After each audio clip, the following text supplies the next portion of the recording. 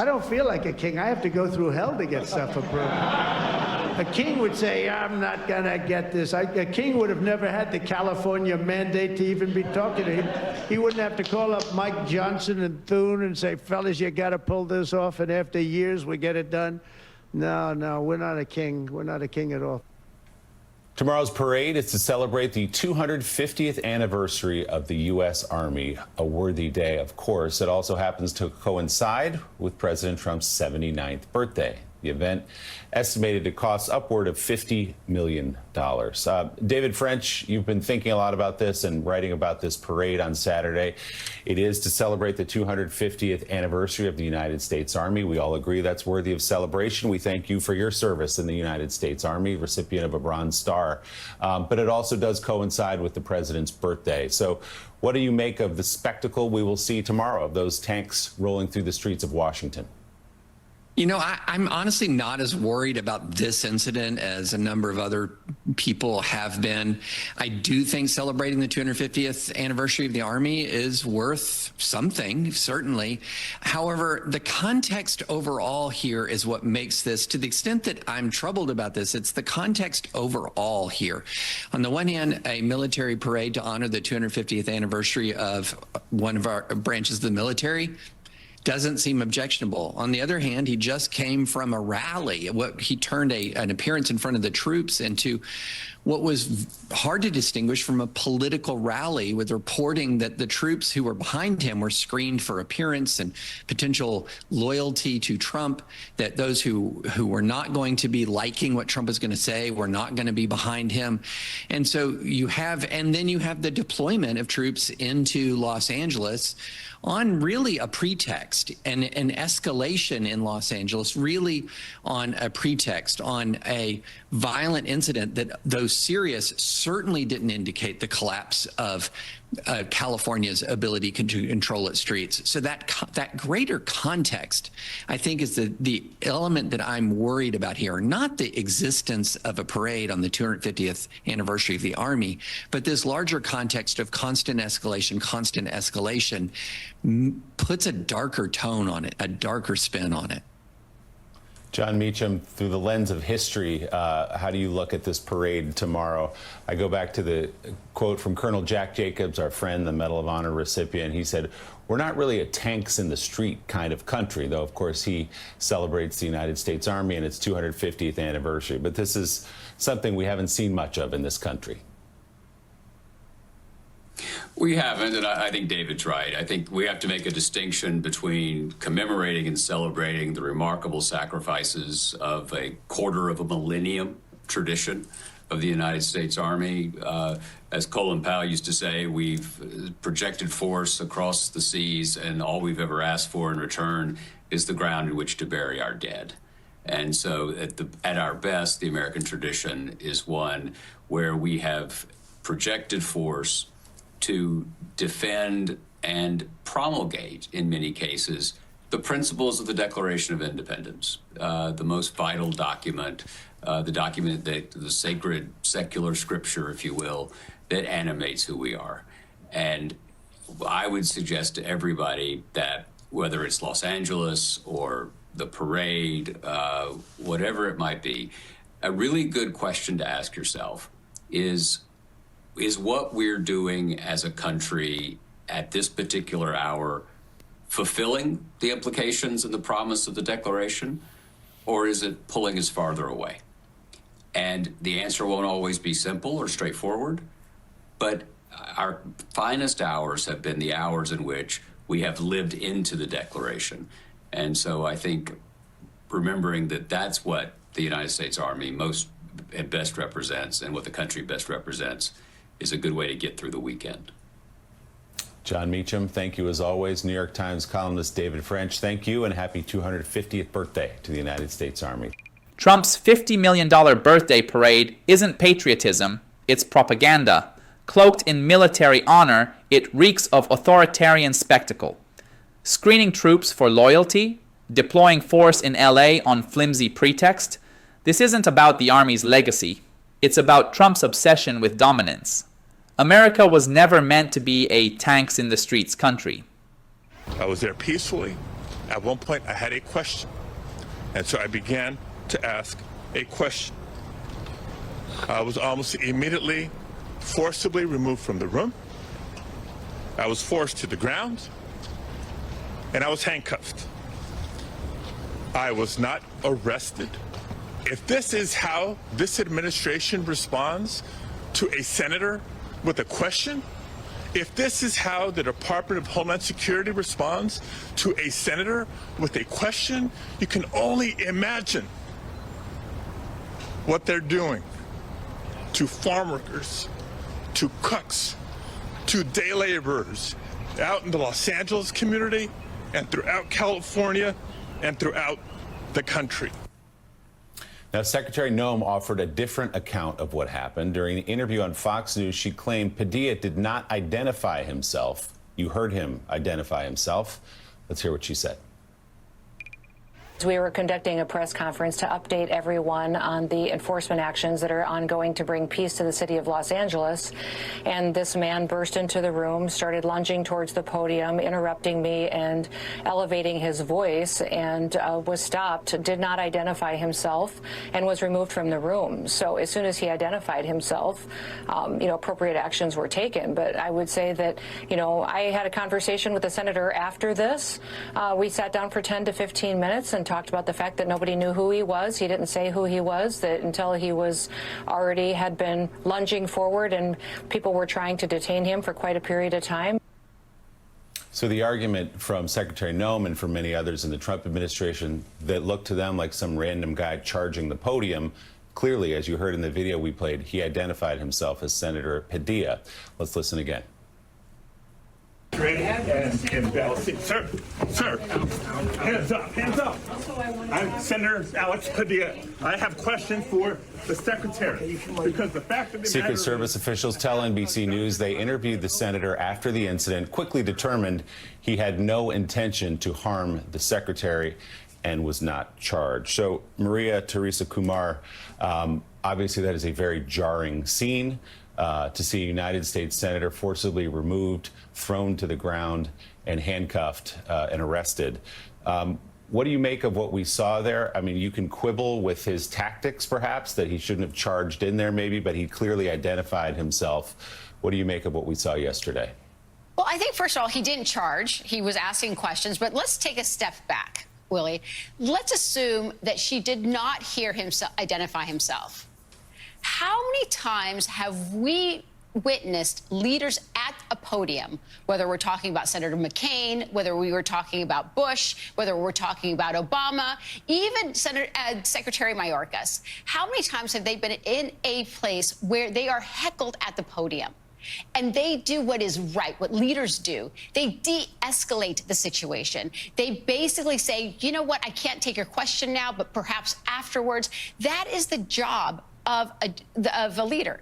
You have Secretary Noem, who is charged with 250,000 agents around the country, and she cannot de-escalate a basic press conference. Instead, it has to go to the maximum where they have to handcuff a sitting senator. That actually goes to a broader issue. Is she the right person for this job? Does she understand that right now, if she cannot control a press conference, how can we make sure that there are not going to be rogue ICE agents, rogue folks that are going to interfere and violate people's constitutional rights simply because she does not have the authority or the ability to actually rein her in? I believe that there was someone from the White House that called her and said, you know what, you really messed up right now. You have to go now sit down and talk to the senator. I have to tell you that I have known Alex Padilla for a very long time. In his character, he is someone that is staid. This is perhaps the most excited I've ever seen him. And in part is because he is someone that is very methodical, very thoughtful in the way he actually engages with his community. And he was there simply doing his job. He asked a simple question. He was in a federal building where he had to go through security. He was escorted by security into that conference room. So I do think that the question is much larger. Did the, folks are saying, well, what did the Secret Service do? They were doing their job, but her job at the podium as the head of ICE is to de-escalate situations, and she absolutely failed. Yeah, certainly a more talented politician could have used that moment even deftly to talk, make a talking point, or at the very least de-escalate it. Two pieces of audio from that clip we played earlier that should be worth repeating. Willie did one already. Senator Padilla clearly identified himself. The other, as the staffer follows the fracas into the hallway and is told by an agent, you can't record here, you can't record here. It's a news conference. Everyone was recording there. This is a United States senator. This is a co-equal branch of government trying to ask a question of the administration. That is part of the job description. And he is pushed out of the room, manhandled, pushed to the ground, handcuffed. David French, this feels like more. There's more going on here. This is not just a misunderstanding at a news conference.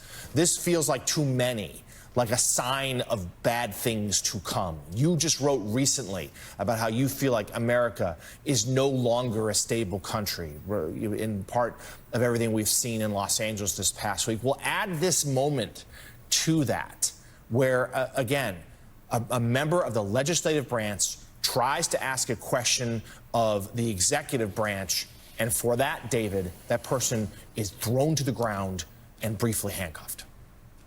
You know, look, even if you thought this person was just a member of the public who was interrupting, just trying to be disruptive and interrupt, I can see pushing them out of the room, but then putting them down on the ground and handcuffing them as if they've broken the law. Add into this that then the spin afterwards was just a lie. I have not seen any video, and I've yet to see any video that shows a lunge towards the secretary. He clearly identifies himself. So here you have a situation where they put him in handcuffs when you absolutely had no need to do that at all, even if they genuinely thought he was just a member of the public interrupting. And then when this becomes public, you put out a statement that is incredibly easily disprovable, and you make arguments that are just disprovable from the tape. And so this is yet another example of when we have a conflict in this country right now, and you have two branching paths. One is towards de-escalation, and the other one is towards escalation. This administration is taking that escalation path every single time, especially when it comes to its domestic political opponents. And this is fraying the stability of this country. As this was happening, you were also seeing reports on Twitter of these shouting matches on the House floor, people screaming at each other.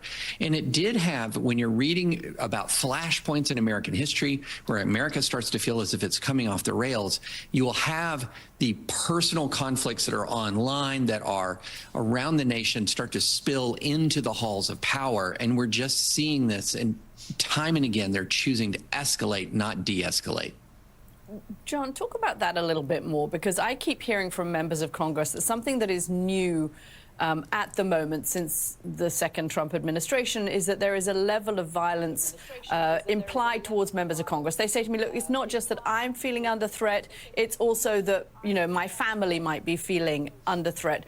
What are you hearing about how much more threats of violence there are, and how this kind of incident doesn't calm things down, but it provokes people to more violence?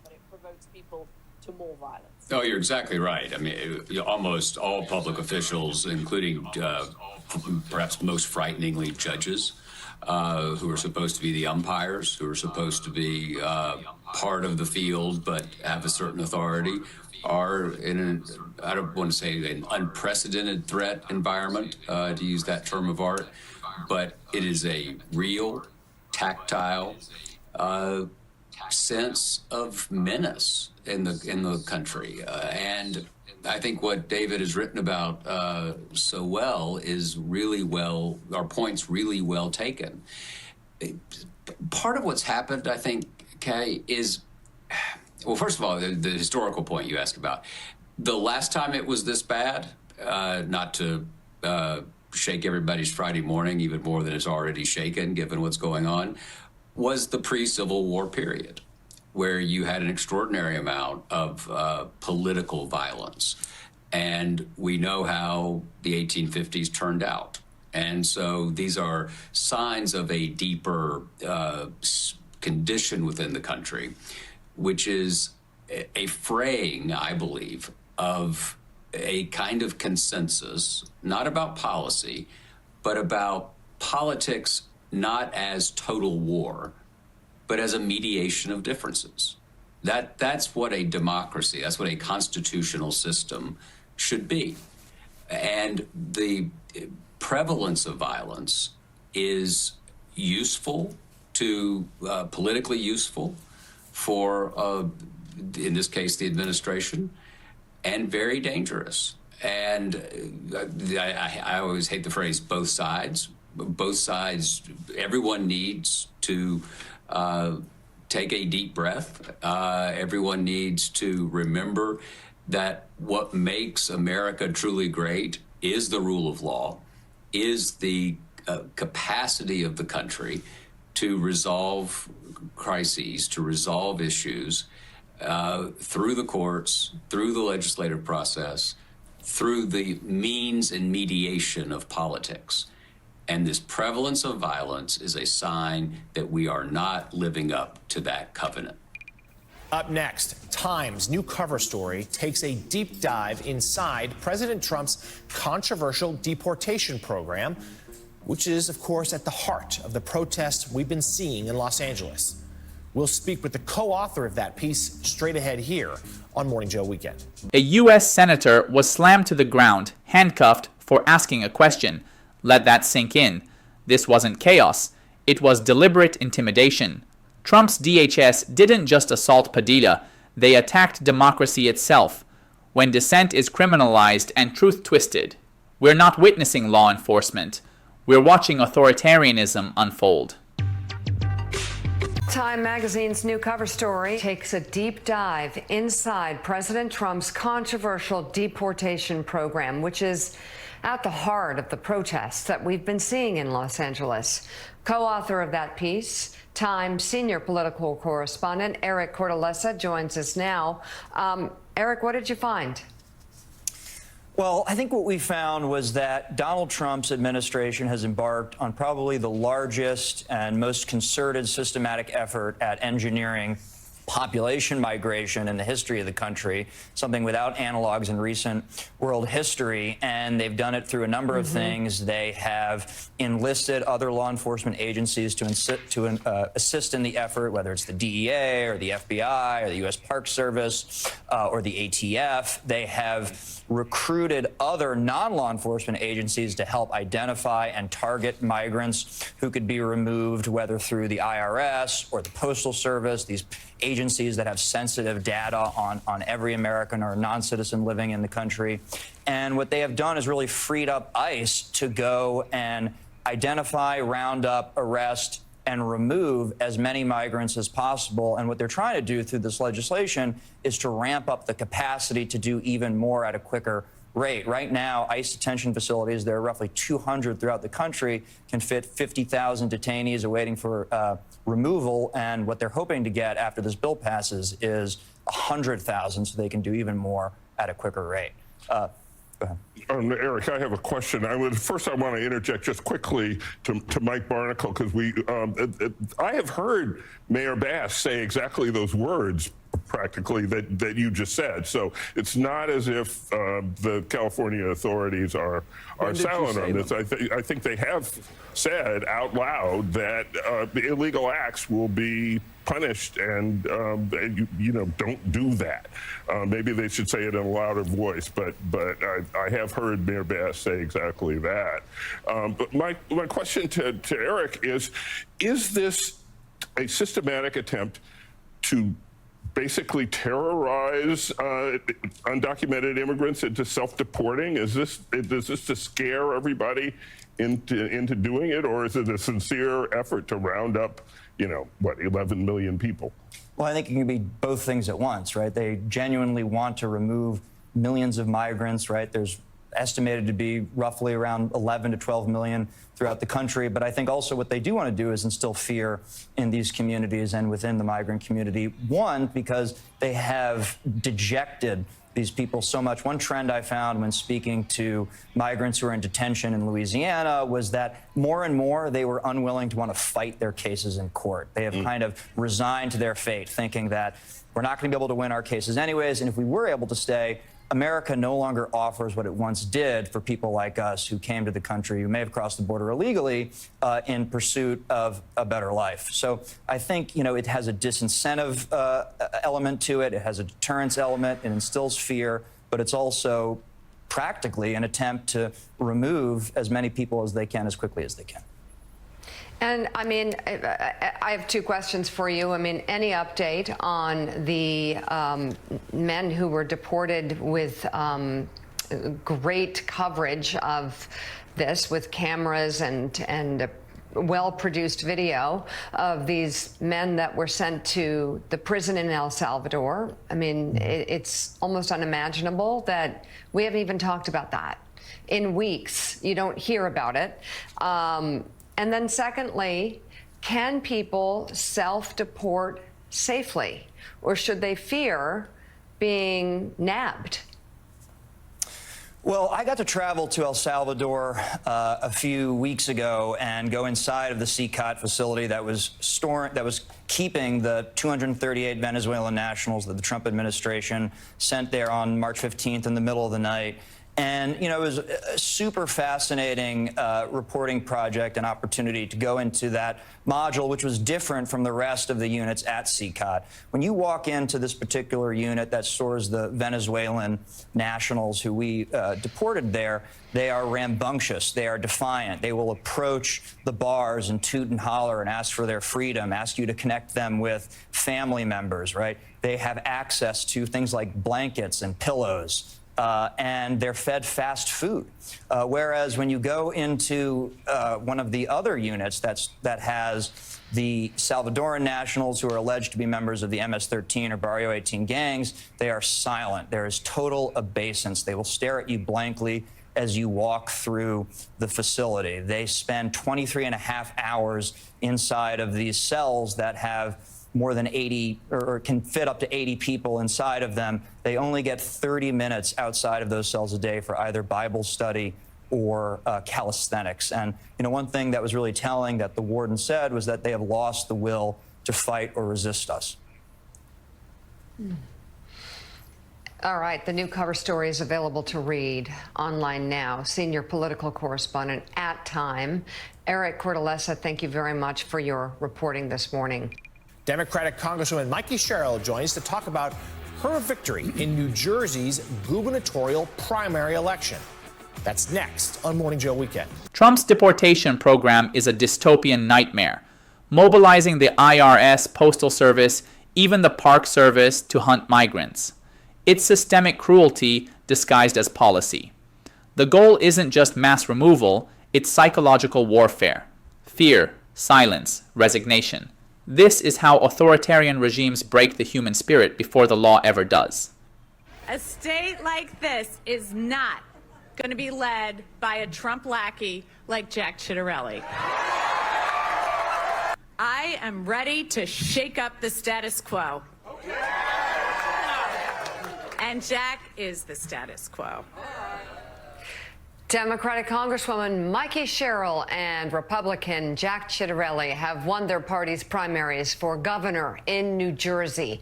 Sherrill, in her victory speech last night, slammed her GOP opponent, whom she'll face off against this November. Ciattarelli won the Republican primary following an endorsement from President Trump, and Congresswoman Sherrill joins us now. It's great to have you back on Morning Joe.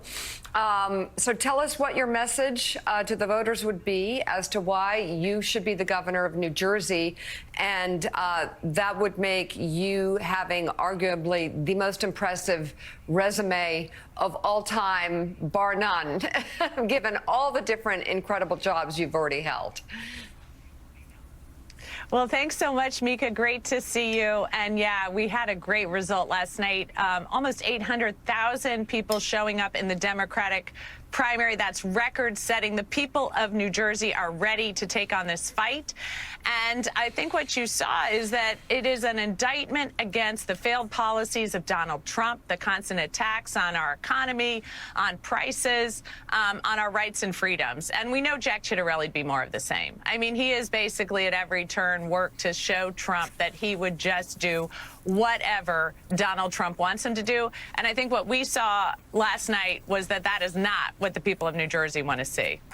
Congresswoman, good morning. Congratulations. Good to see you. I can confirm in a nonpartisan way your Jersey credentials because I saw you once at a Bruce Springsteen concert holding a sign that said Jersey Girl, actually making a request to Springsteen. And he played it. Remember, Willie? He played it.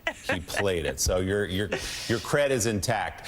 So let's talk about your opponent, Mr. Ciattarelli. Donald Trump has supported him fully. He, in fact, said that Jack Ciattarelli is 100% MAGA. So you've tied him to Donald Trump and the policies of this administration. The thing is, that might not be totally a bad thing for him in New Jersey, considering Donald Trump only lost a state I grew up in, which was very blue, by 6 points. That's to say that Donald Trump's popularity is increasing in New Jersey. So how do you walk that line between trying to get some of those Trump voters to your side and criticizing Jack Ciattarelli for being tied to Donald Trump? You know, Willie, I think we saw last night that that is not where voters are. We saw Dems come out at almost 2-to-1 the rate of Republicans yesterday. I think the base is fired up. People are ready to go. And I've always run races where I've built broad coalitions, not just of Democrats, but of independents and Republicans, because I've always had a vision of serving the people of New Jersey. As a former Navy helicopter pilot and a federal prosecutor and a mom of 4 kids, it has always been my desire to serve the people and to create a better future for our kids. And it's you know, it's not just that Jack Ciattarelli said he's going to do anything and everything that Trump wants him to do. It's that he has a record that doesn't serve the people of New Jersey. So whether it's constantly raising taxes or not supporting people in Superstorm Sandy or really peddling the information of pharmaceutical companies who were trying to addict people to opioids. Again and again and again, Ciattarelli's put himself first. He's putting Trump first, and that is not going to serve the people of my state. Congresswoman Elizabeth Miller with the New York Times has a question for you. Elizabeth? Good. Congratulations, Congresswoman. I was going to just ask you, given what we were talking about at the top of the show, which is about immigration, and you're known as a centrist Democrat, strong military record, obviously. But I'm curious, this will come up in your race. What do you make so far of the Democratic response to Trump's crackdown in Los Angeles and on bringing in the military? How will you navigate that, and how do Democrats navigate that? You know, I think we believe in strong public safety and keeping people safe. Violence is never okay. And at the same time, making sure we have the appropriate people in place to handle that. You just heard from about how New York is handling that in a really thoughtful way. In law enforcement, we have people trained to handle protests. It's part of our Constitution, the right to protest. And so we have law enforcement, public safety officers trained to make sure those protests go off without violence, that people can gather in the streets to register what they're concerned about. And so the lack of understanding of the difference. I've served for almost 10 years as a Navy helicopter pilot. Then I served as a federal prosecutor working closely with law enforcement. Those are 2 separate missions. And we have law enforcement that is very capable and able to handle the mission. And I think the real threat that the people of New Jersey see is that there's going to be a constant attack on our state from Donald Trump. And Jack Ciattarelli would just welcome it. He'd really turn over the state to Trump, as opposed to standing up for the people of New Jersey. He's basically professed that's exactly what he's going to do, and we see it again and again and again. So, Congresswoman, obviously the president's use of the National Guard in Los Angeles has taken the headlines of late, but this was, of course, this all began with over immigration and ICE agent raids there in Southern California. There have been plenty in New Jersey as well, and in fact, one of your colleagues, Congresswoman LaMonica McIver, was just indicted by a federal grand jury yesterday because she is charged with obstructing ICE agents there outside a detention center. So first, can we get your reaction to that news, your colleague being arrested? But also, what would you do as governor in a similar situation if indeed President Trump deploying ICE agents in manners like this that some of your colleagues felt inappropriate, perhaps unlawful? You know, I think what we see with these charges is over a decade of prison time because a member of Congress was exercising her oversight duties. This is, I think the people of New Jersey realize this is ridiculous. This is punitive. This is partisan politics at its worst because it's coming from the U.S. Attorney's Office, my former office, where justice should be blind. But instead, Alina Habba has pledged to make it very partisan, and we're seeing that effect right now. So here in New Jersey, we're fighting for a different kind of future. We're fighting for our Constitution. We're fighting for rights and freedoms. We're also fighting so people can stay here and raise their families here. I like to say this is the Garden State where you plant your family and you grow your future. We're driving down housing costs, utility costs, and then protecting people from all those attacks they see coming from Washington. Up next here, where is Barack Obama? The Atlantic's Mark Leibovich is asking that question. He'll join us next with his new piece. Congresswoman Cheryl isn't just running against Jack Ciattarelli. She's running against MAGA extremism. Trump's grip on the GOP is toxic, and New Jersey voters just sent a warning shot. Cheryl's message is clear. Competence, integrity, and resistance to Trump's political takeover are not up for negotiation in the Garden State. We bring in Mark Leibovich. His latest piece asks this question: where is Barack Obama? And in it, Mark, you write, in part, quote, no matter how brazen Trump becomes, the most effective communicator in the Democratic Party continues to opt for minimal communication. His audacity of hope presidency has given way to the fierce lethargy of semi-retirement. Obama's conspicuous scarcity while Trump inflicts such damage isn't just a bad look. It's a dereliction of the message that he built his career on. When Obama first ran for president in 2008, his former life as a community organizer was central to his message. His campaign was not merely for him, but for civic action itself, the idea of Americans being invested in their own change. After he left office in 2017, Obama said that he would work to inspire and develop the next cohort of leaders, which is essentially the mission of his foundation. It would seem a contradiction for him to say that he's devoting much of his post-presidency to promoting civic engagement when he himself seems so disengaged. And Mark, strong piece, and I think it's one that has really touched a nerve here among many Democrats. We've been used to former President Obama the last couple of campaigns. He sort of fancies himself the closer, right? He gives a big convention speech, and then we see him on the road just at the very end, sort of September, October. He did a little more last time around for President Biden, but there's been Democrats for a while now saying we need more of him. And especially now that Trump's in office, his absence, as you write, is really noticeable. Yeah, I was really struck by the response to this piece, frankly. I mean, I was a little nervous just because, going after Barack Obama and challenging him on things is really going after a Democratic sacred cow. You often hear some real pushback pretty quickly.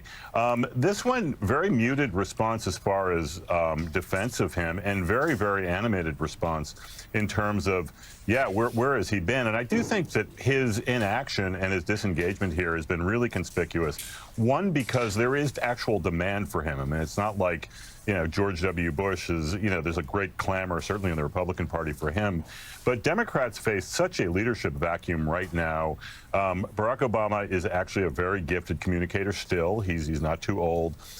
He could be much more active. But he seems like he's really kind of done with this whole thing. I mean, that seems to be his posture.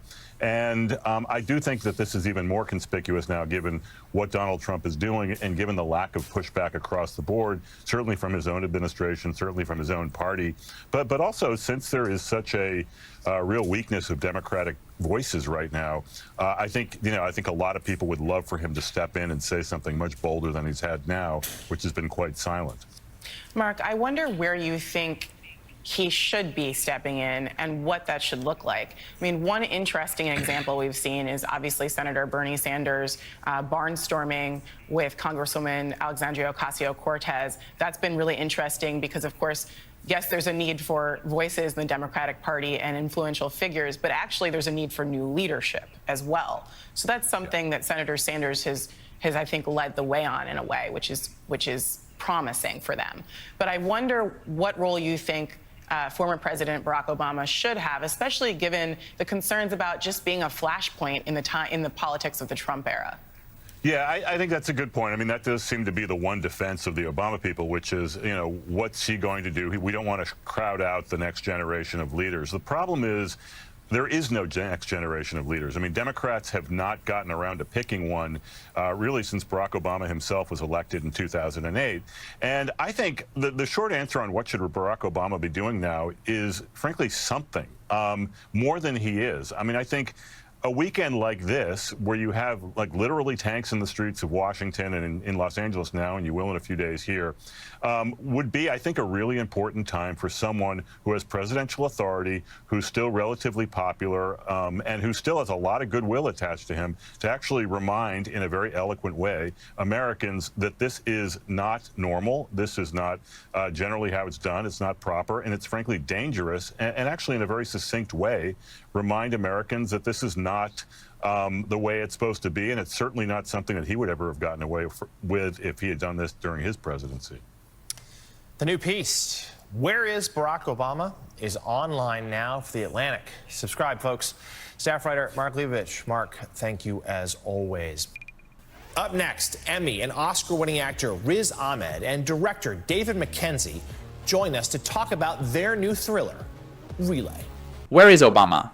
As Trump bulldozes democratic norms and tanks patrol our streets, the most powerful democratic voice remains silent. It's not just disappointing, it's dangerous. Now is not the time for retreat. Americans need leadership, bold truth-telling, and courage. Obama's absence is a vacuum Trump is eager to fill. That's a mysterious look at the new thriller Relay, which is set for release in the U.S. this August. In the film, Emmy and Oscar-winning actor Riz Ahmed plays a top-tier fixer who negotiates high-stakes payoffs between powerful corporations and the people poised to expose them. Through careful planning, he never strays from his own set of rules until a message from a potential client, one played by Lily James, forces those rules to change. And Riz joins us now, along with the film's director, David Mackenzie. Our thanks to you both. We appreciate you being here. Riz, let's start with you. Your character, this fixer, the high wire act, to say the least. What drew you to the role? Tell us a little more about the character. I think the main thing that drew me to this role was this gentleman right here on my left, David Mackenzie, one of the great directors that I wanted to work with for a long time.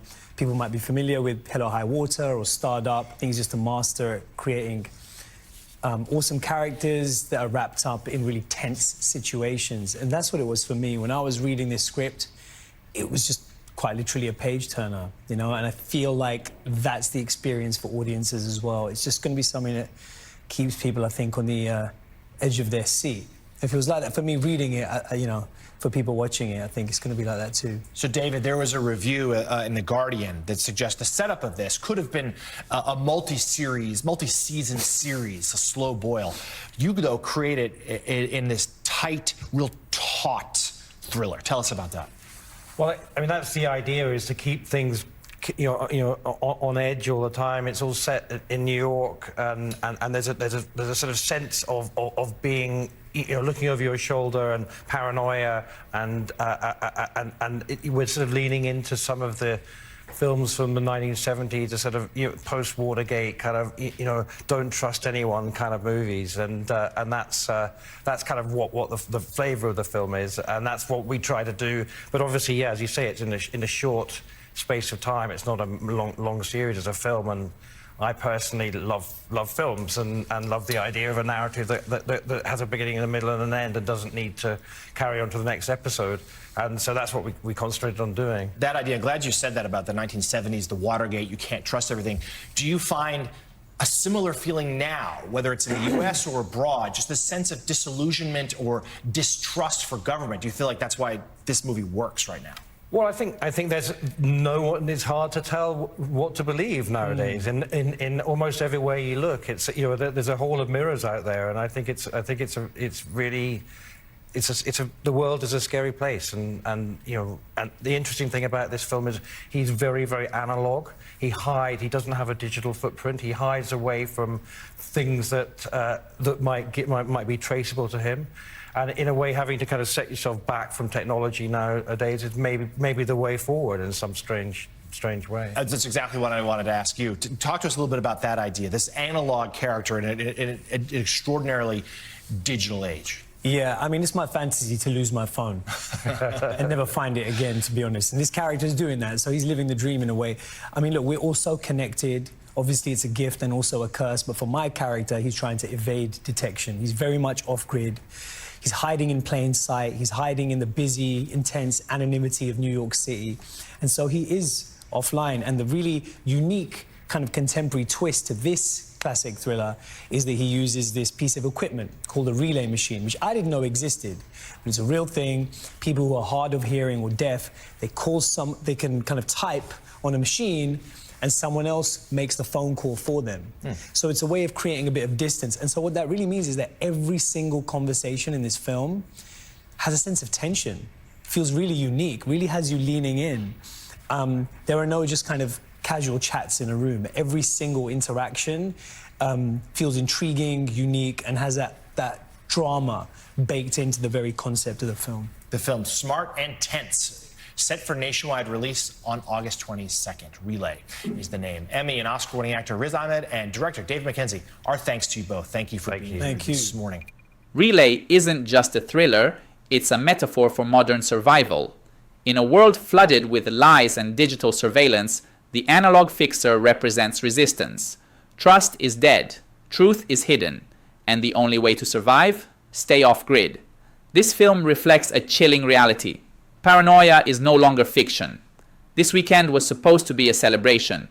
The 250th anniversary of the US Army, a moment to honor sacrifice, service, and the constitutional ideals the military swears to uphold.